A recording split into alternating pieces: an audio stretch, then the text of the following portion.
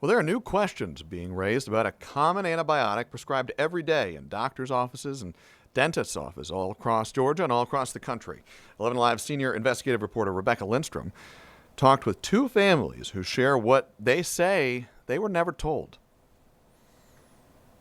I mean, nothing, everything made her happy. The pictures in Sarah Moat's phone mark time, little moments that made her laugh.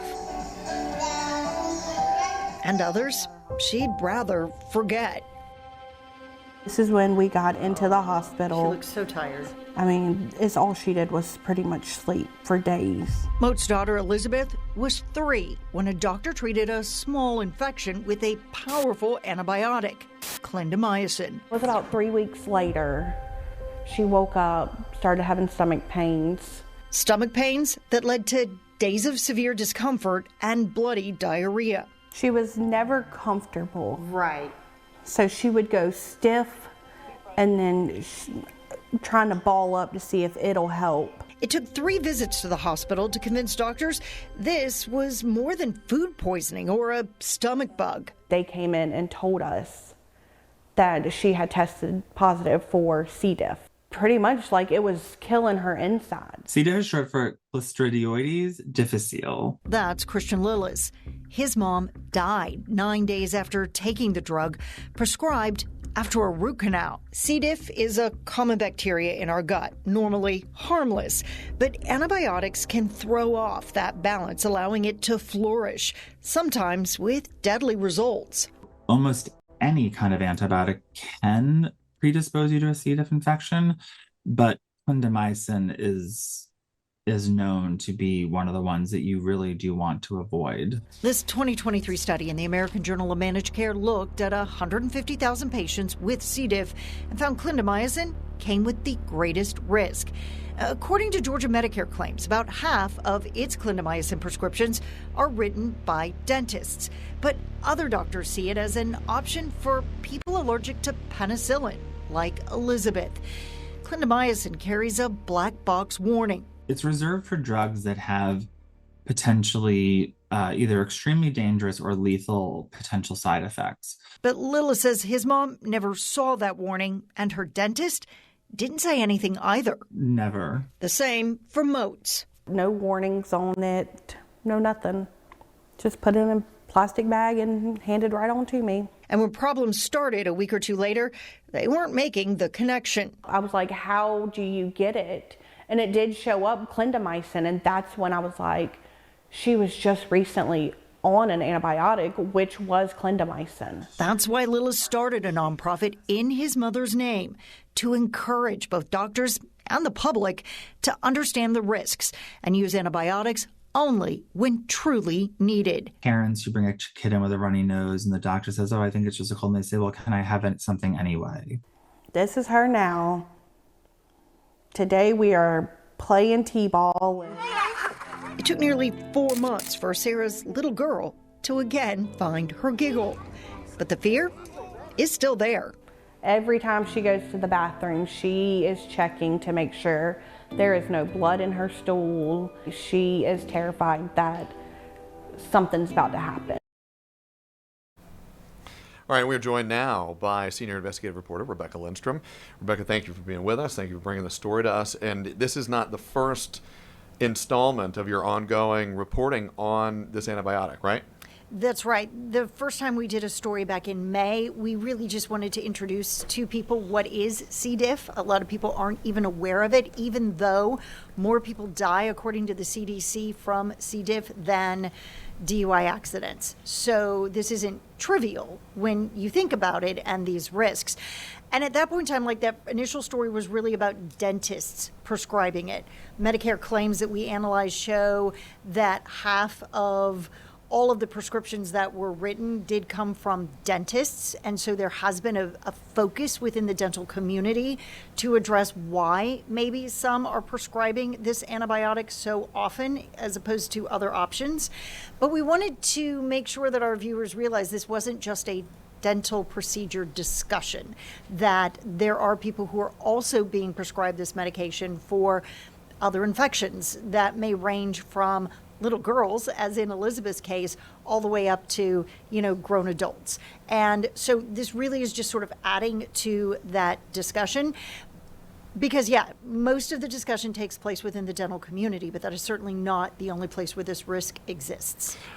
I'm wondering, what are doctors saying that you've interviewed, that you've talked to about this? And I wonder specifically, are the cases presented in that story, are they situations where the allegation is that the antibiotic was prescribed inappropriately, or are they situations where it was prescribed as indicated, but that the side effects that exist to one degree or another anytime you take any kind of medicine in these particular cases were substantial and life-threatening? I mean, as we were talking while that story was running, there are a lot of medications that have black box warnings. So that within itself isn't don't use this. I mean, it is still FDA approved. And to answer your question, these were doctors who prescribed it correctly, and it was used correctly by the patient. I think that the pushback and the kind of awareness we're trying to bring is that there are other options. And as the research around this medication has grown, there is a new push to try to educate doctors, dentists, and really the community to ask about those other options and to really see if this is the only antibiotic that you could use, or could you use one that maybe doesn't come with as high of a risk of getting C. diff. I mean, we should say any antibiotic can cause C. diff. Clindamycin, just in the research, has been shown to be the one that comes with the greatest risk. And so again, if you don't need it, if you could take a different antibiotic, then you may want to ask the doctor about that. And the statement that was made there at the end, this is what keeps coming up over and over again, even from our conversations with the Department of Public Health. They are trying to research antibiotic stewardship. They are trying to make sure that we're not getting to a situation where we're antibiotic resistant. And then no matter what antibiotic you're given, you're just not able to respond to superbugs and things like that. And so they're just trying to say, a lot of these times when we're even getting these prescriptions, we probably didn't need an antibiotic at all.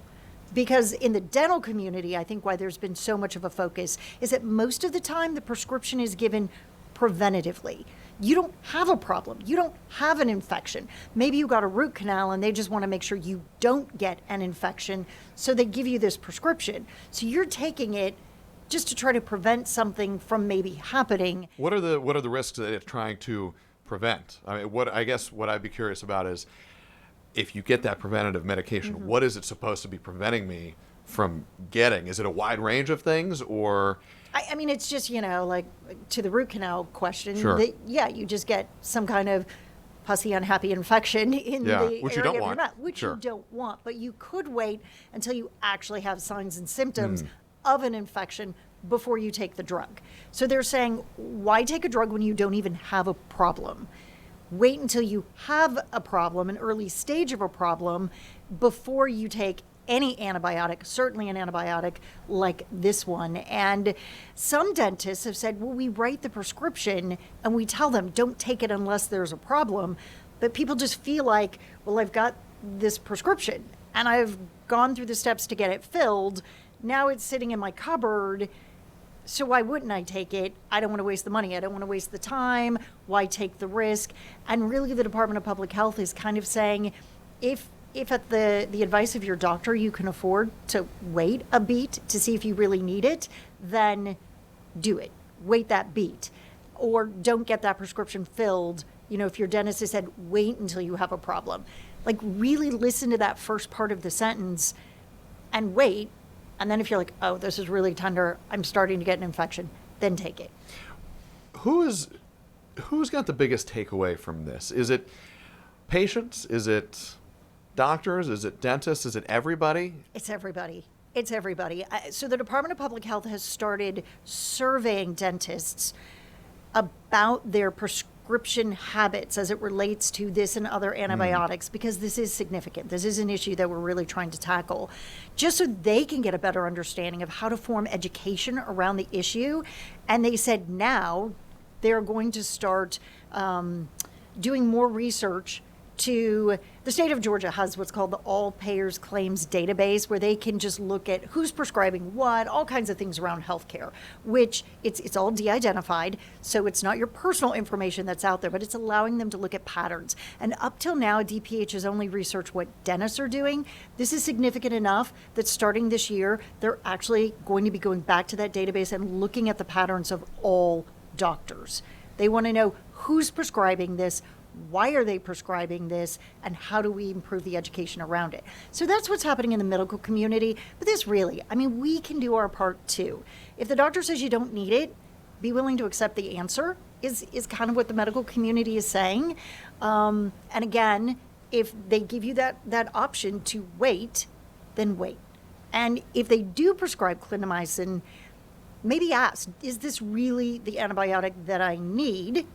And really, if nothing else, if you get it and it really is the right medication, just be aware of the signs and symptoms of C. diff so that when you start having them, if you start having them, you can immediately go and get help before it gets like really bad. And you can help your doctors make the connection, because that's the other issue. Your dentist gives you this antibiotic, but now you're going to your primary or an urgent care because you've got severe diarrhea. These two entities don't know about each other, and nobody's making that connection until really far down the line. So just say, hey, I took this antibiotic, now I'm experiencing these symptoms. Do you think there could be a connection? They can do a test. They can diagnose C. diff. And then boom, you know what your next course of treatment is before you've suffered for weeks. This is a complicated topic, and you've guided us through it like you always do. And you're not done, Rebecca. I know you've got another piece of reporting on the way.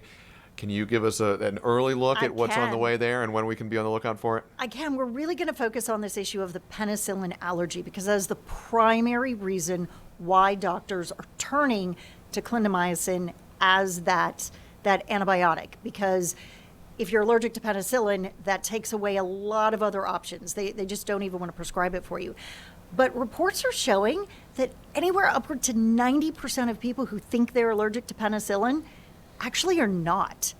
And so you are removing a whole host of options by maybe not taking the time to really find out if you are allergic to this. And so we're going to be delving more into that issue and the conversations that you can be having with your doctor, how you can find out, and how even this large group of people got to believe that they were allergic to penicillin when maybe they are not. How complicated is it to test for a penicillin allergy? Easy. It's really easy. From what I'm being told, I haven't had to go get the test myself, but it could be as complicated as maybe doing the typical allergy scratch test specifically for this drug, to, under your doctor's care, being prescribed a low dose penicillin to see if you're kind of having reactions. And so we're going to go through like this whole concept of why people might have been led to believe that they're allergic to it, what they can do as an adult. Again, just with the notion that why take options off the table if there's not really a valid reason to take those options off?